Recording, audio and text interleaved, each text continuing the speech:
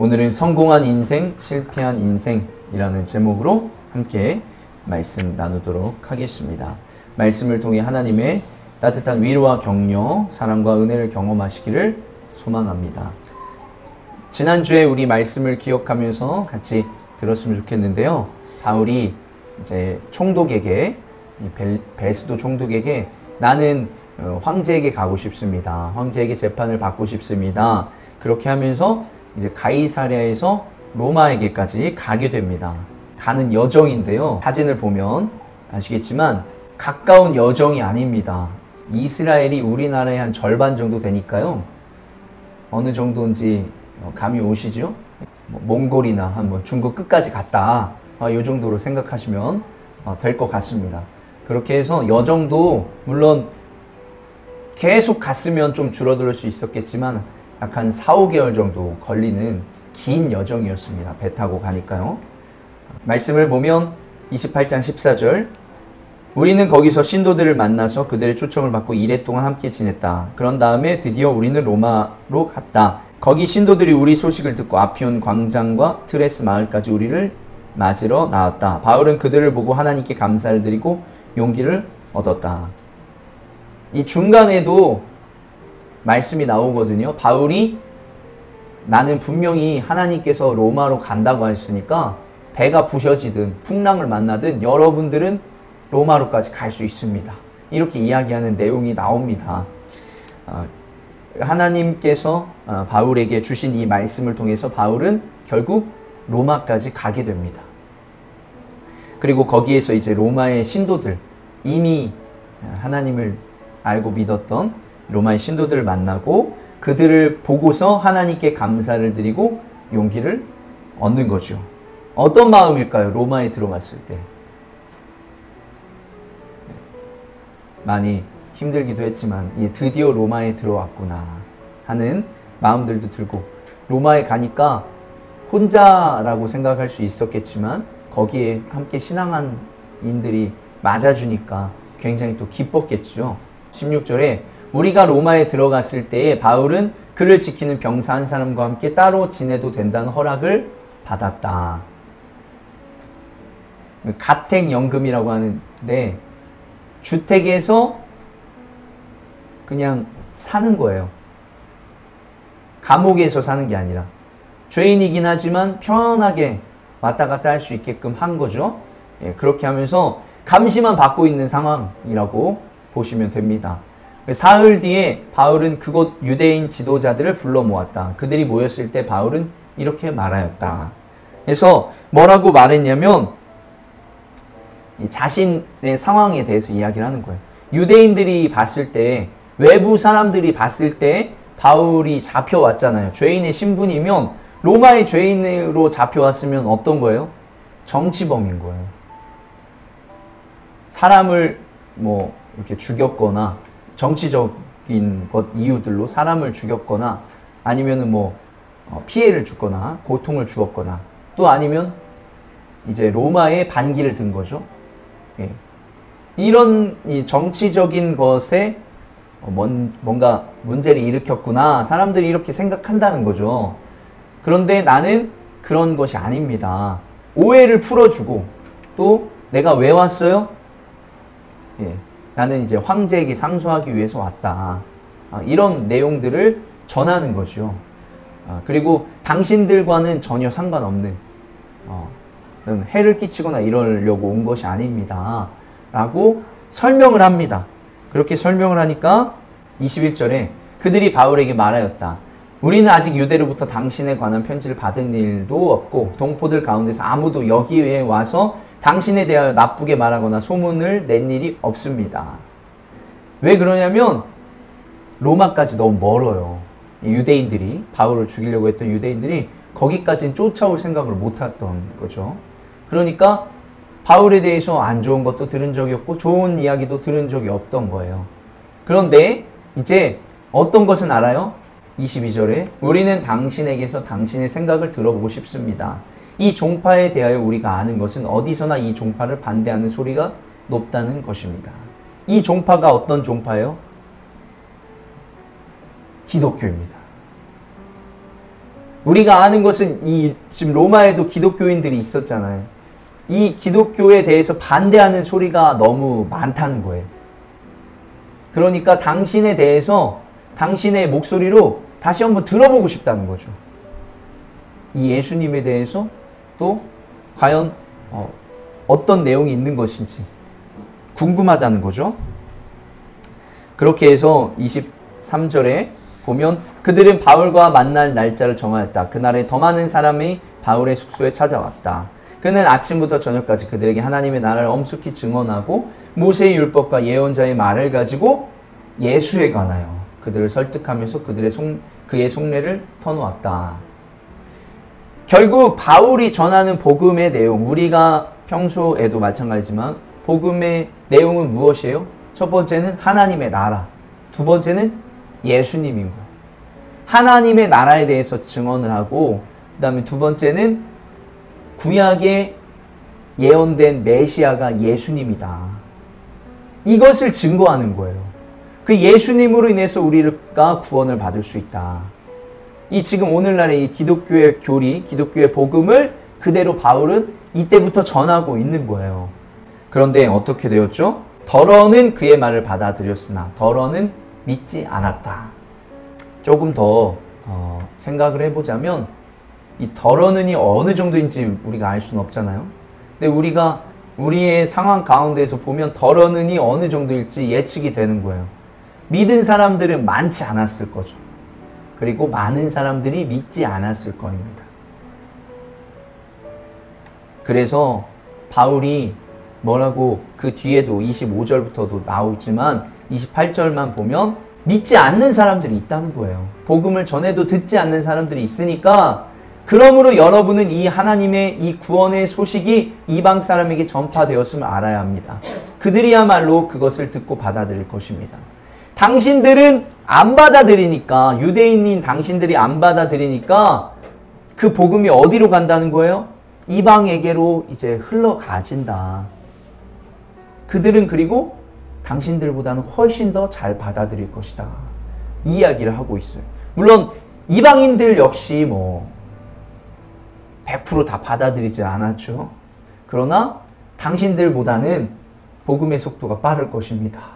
이렇게 이야기를 하는 것이에요. 물론 지나가는 이야기지만 교회를 한번 다녔다가 안 다니는 사람들 교회 다니게 하는 게 굉장히 어렵습니다. 차라리 아예 안 다니는 사람들이 더 나을 수도 있다, 이런 생각이 또 들기도 합니다. 30절, 31절을 보면 바울은 자기가 얻은 셋집에서 꼭 2해 동안 지내면서 자기에게 찾아오는 모든 사람을 맞아들였다. 이 2년이란 세월은 재판하는 기간이에요.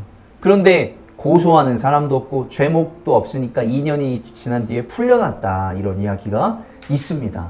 그래서 바울이 다시 한번 전도 여행을 갔다, 이런 이야기를 하고 있죠.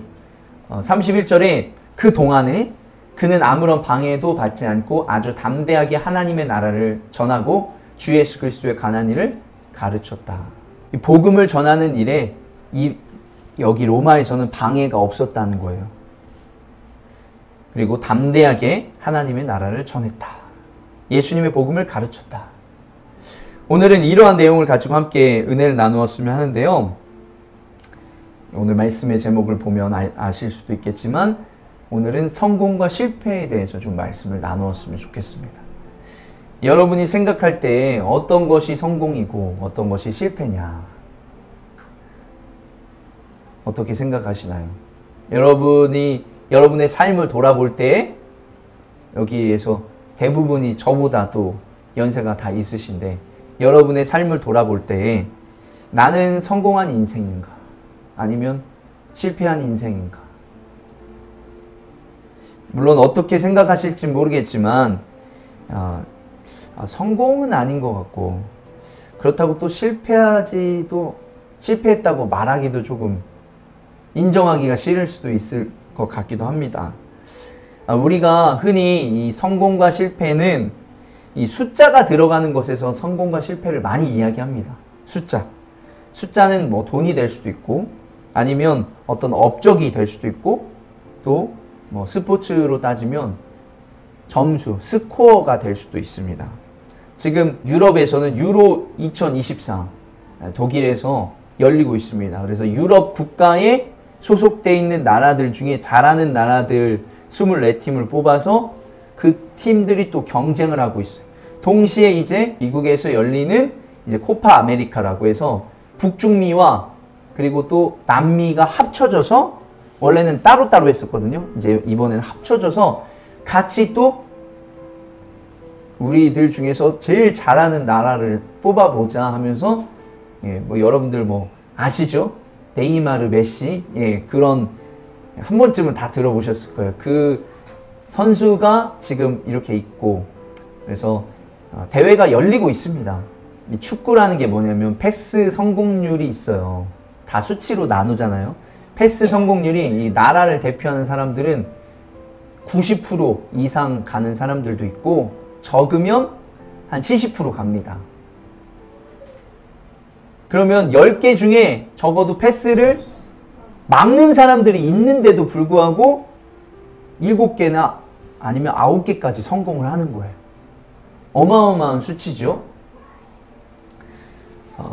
그러면 어떻게 생각하나요? 아, 거의 다 성공했다. 이렇게 볼 수 있잖아요. 내가 주는 패스가 거의 다 성공했다.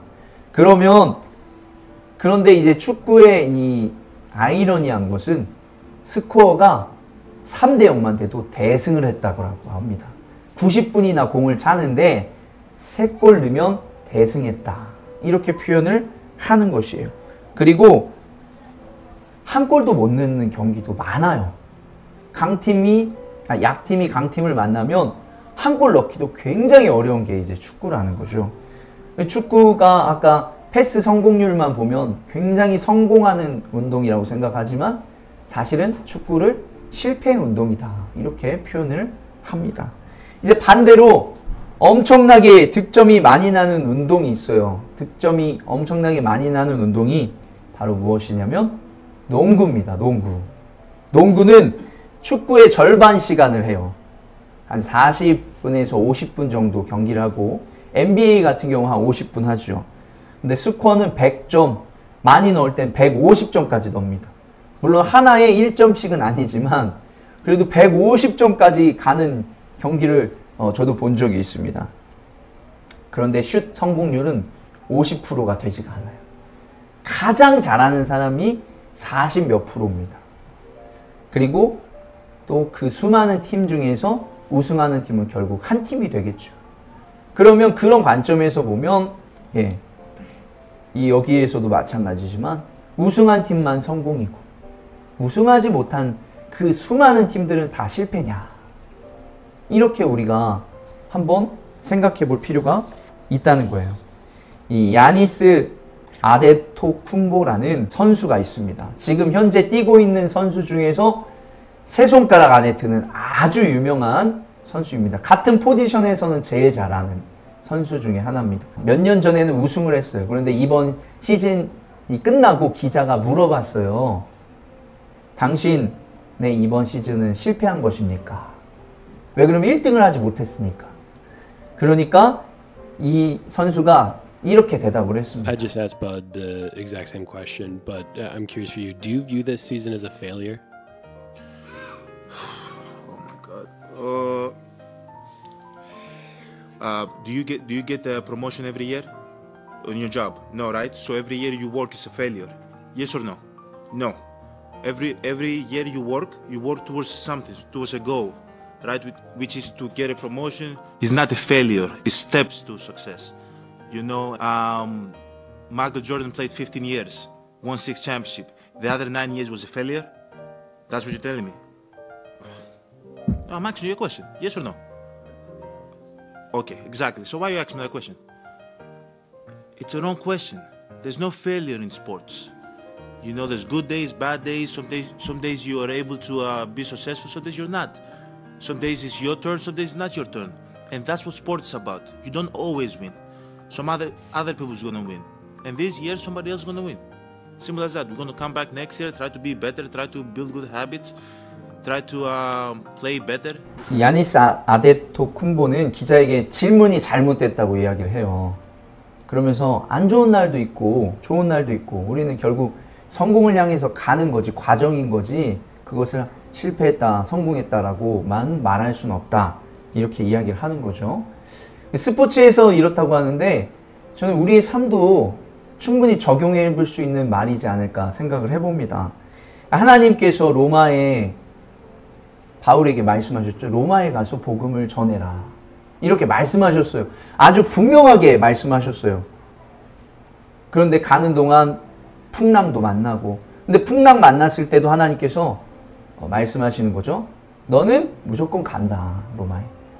그렇게 고생하면서 한 3-4달 계속 배를 탄 거 아니지만 그 여정을 지나서 로마에 갔어요. 가서 복음을 전했죠.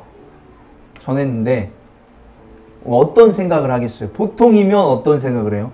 아, 요나처럼 니느웨 가서 전했을 때 다 뒤집어졌던 것처럼 바울이 또 복음을 말을 못하는 사람이 아니잖아요. 오늘날로 얘기하면 아주 유명한 설교가 중에 한 명이라고 할 수 있는데 그렇게 해서 전했는데 믿지 않는 사람들이 있다는 거예요. 아주 성공적인 결과가 있을 거라고 생각을 하는데 덜어는 그의 말을 받아들였으나 덜어는 믿지 않았다. 로마에서도 그전과는 상황이 똑같은 거예요. 아, 로마에 가면 좀 뭔가 달라질 수 있을 거라는 생각을 하고 갔는데 로마에서도 똑같아요. 다만 나를 방해하는 사람들이 없을 뿐이지 믿는 것에서는 똑같았다는 거죠. 복음을 받아들인 사람도 있고 받아들이지 않은 사람도 있다는 거예요. 이방인들도 마찬가지였어요. 그럼 우리가 이런 상황을 보면서 바울이 실패했다, 이렇게 이야기할 수 있을까요? 아니면 바울 스스로가 내가 실패했구나, 이렇게 생각을 했을까요?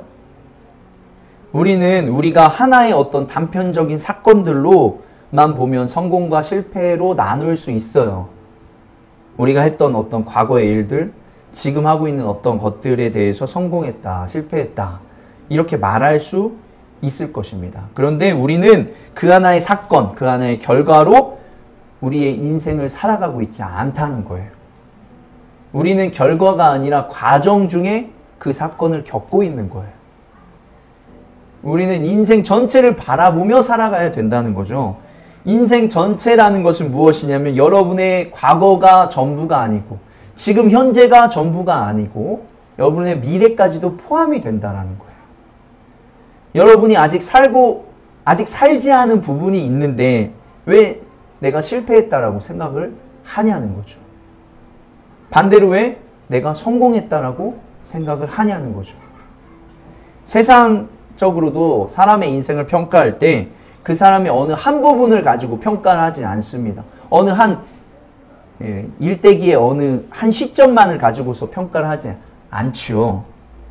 물론 그것만을 가지고 평가하는 사람도 있지만 또 그렇지 않은 그의 인생 전체를 바라보며 또 평가하는 사람들도 있다는 거예요.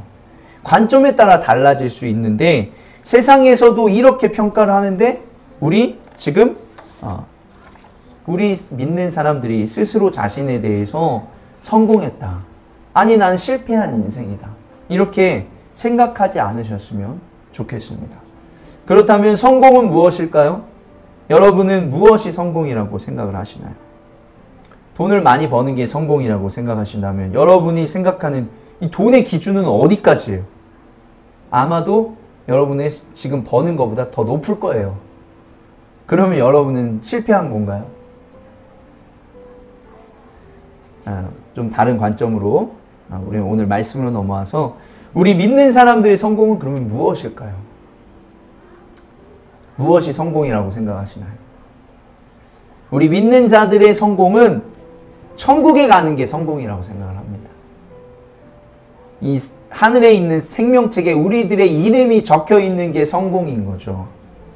천국에 가는 것을 성공이라고 본다면 우리는 한두 순간, 인생의 몇몇 순간의 어떤 그 뜨거움과 어떤 성공이라고 얘기할 수 있는, 내가 영적으로 아주 뜨겁고 이런 정말 하나님과 가깝고 친밀했던 그 몇몇 그 성공과 또 반대로 내가 굉장히 타락하고 죄 많았던 그 실패로 우리의 인생을 나눌 수 없다는 거예요.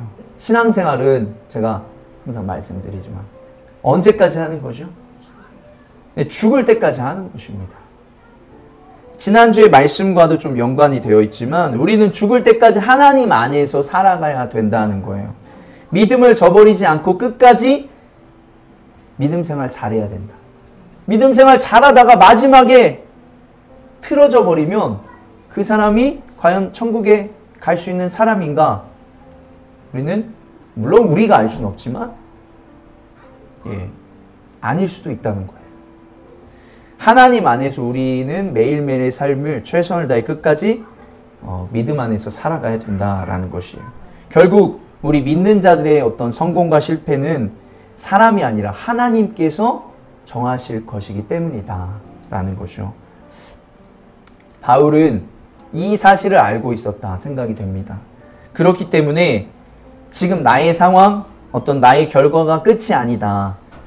그래서 복음을 전해도 대부분의 사람들이 다 믿지 않았지만 포기하지 않고 나는 이것이 실패가 아니라 과정이다 생각하면서 담대하게 복음을 전할 수 있었다는 거죠.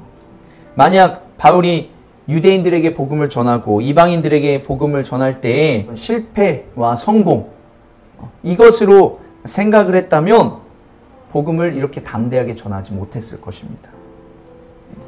그래서 지난주에 말씀이지만 바울은 어떻게 한 거예요? 뒤에 있는 것은 잊어버리고 앞에 있는 것을 향하여 몸을 내밀면서 그리스도 예수 안에서 하나님께서 위로부터 부르신 그 부르심의 상을 받으려고 목표점을 바라보며 달려가고 있습니다. 바울은 자신이 실패하거나 성공했다라고 생각하지 않았습니다. 그렇기 때문에 뒤에 있는 것을 계속 잊어버리고 앞을 향해서 나아가는 사람이 될 수 있었던 거죠. 우리가 어떤 성공과 실패라는 관점으로 우리의 인생을 바라보면 거기에 매몰되게 돼 있어요. 실패한 인생이라고 생각하면 좌절하고 낭망하게 돼 있고요. 또 성공한 인생이라고 생각하면 자만하고 교만하게 되어 있어요. 그것을 계속 누리려고 한다는 거죠.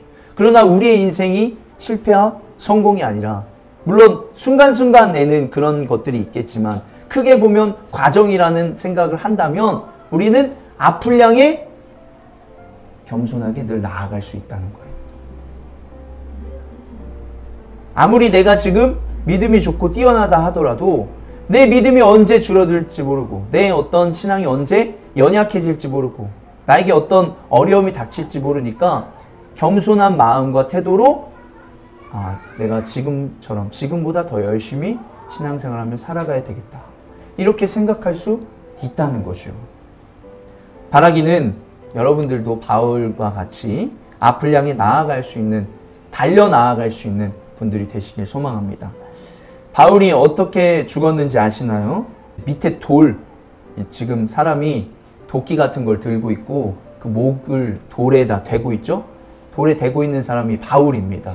최후 법정에서 바울은 로마에 불을 지른 방화범으로 지목이 되어서 억울하게 사형 선고를 받고 로마시에서 3마일 떨어진 오스티안 가도, 오스틴 웨이라는 곳에서 목이 잘려 죽는 참수형을 당했습니다. 바울이 한 60세 정도에 순교했다고 합니다. 그러니까 당시에는 적은 나이가 아니었어요. 그러나 이것을 보면 세상적인 사람들의 관점으로 보면 바울은 억울하게 누명이 씌어서 죽게 된 실패한 인생이다. 이렇게 말할 수 있다는 거예요. 하지만 우리 믿는 사람들 또 하나님의 관점으로 바울을 바라보면 하나님의 말씀에 순종하며 로마에게까지 가서 복음을 전하며 이방인의 사도로서 역할을 감당한 훌륭한 복음 전도자였다. 훌륭한 그리스도인이었다. 라고 할 수 있다는 거예요. 우리는 어느 누구도 바울을 보며 실패한 사람이다라고 말하지 않는다는 거죠. 말씀을 마무리합니다. 마찬가지죠. 여러분은 세상의 관점으로 여러분을 바라보며 내가 실패했다, 성공했다 판단하지 않으셨으면 좋겠습니다. 우리가 바라봐야 할 관점은 우리가 오늘 죽어도 천국에 갈 수 있나? 하늘의 생명책에 내 이름이 적혀져 있나? 이것을 봐야 된다는 거예요. 성경적인 관점으로 우리의 삶을 바라보며 성공한 인생이 되어야 된다라고 할 것입니다. 그리하여 여러분들도 믿음 안에서 주님 안에서 끝까지 인생의 경주를 완주하시기를 소망합니다. 지금은 오늘은 과정입니다. 앞으로 남은 날들이 많이 있습니다. 천국을 바라보며 날마다 믿음으로 살아가실 수 있는 분들이 되시기를 주의 이름으로 축복합니다. 아멘.